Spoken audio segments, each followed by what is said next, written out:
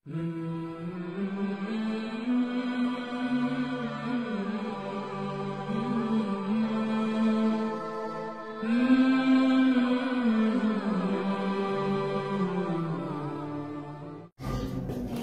علیکم ورحمۃ اللہ وبرکاتہ۔ میں ہوں محمد وسیم اکرم القادری اور آپ دیکھ رہے ہیں خوابنامہ۔ ناظرین گرامی، 3 ایسے خواب ہیں کہ جو بھی آدمی انہیں دیکھے وہ اپنے مستقبل میں امیر ہونے والا ہوتا ہے۔ اس کو جائیداد کی صورت میں، مال کی صورت میں، زمین کی صورت میں، رقم کی صورت میں مال حاصل ہونے والا ہوتا ہے۔ پہلا خواب یہ ہے کہ اگر کوئی آدمی اپنے آپ کو کسی میدان میں دیکھے کہ وہاں پر آبشار ہے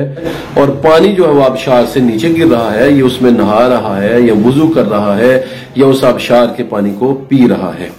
جس آدمی نے بھی یہ خواب دیکھا ہے مستقبل قریب میں اس کے حالات بدلنے والے ہیں اور وہ امیر ہونے والا ہے۔ دوسرا خواب، اگر کسی آدمی نے خواب میں دیکھا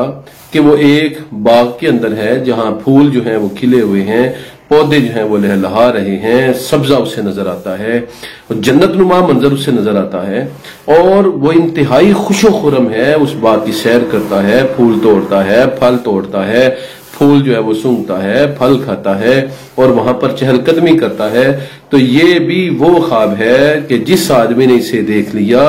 مستقبل قریب میں وہ ضرور امیر ہوگا اور اس کے حالات زندگی دولت کے اعتبار سے مستقبل قریب میں ضرور بدلیں گے۔